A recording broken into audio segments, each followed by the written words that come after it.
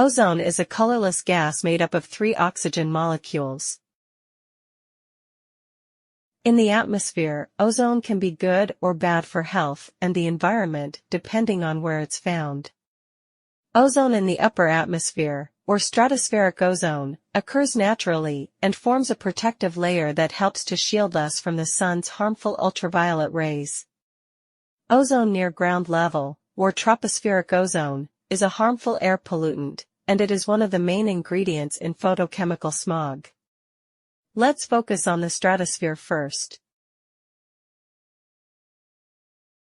Here's an oxygen molecule. Ozone in the stratosphere forms when a photon of ultraviolet light from the sun strikes a normal oxygen molecule, breaking it apart. One of the atoms freed by this photodissociation process attaches itself to another oxygen molecule, converting it into ozone.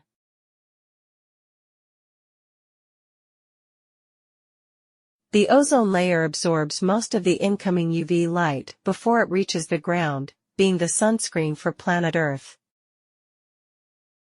On the other hand, ozone in the troposphere is not emitted directly into the air as a gas, but is formed through the photochemical reaction of nitrogen oxides and volatile organic compounds in the presence of intense sunlight.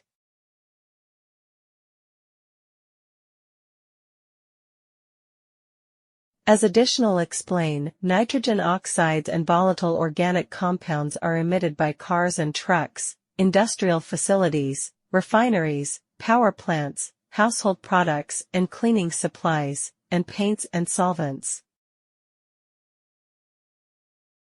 Ground-level ozone is one of the 6 common air pollutants identified in the Clean Air Act.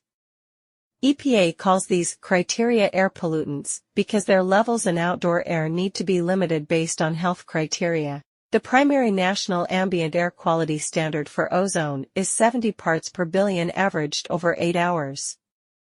Be careful. Exposure to ground-level ozone can contribute to health and environmental problems.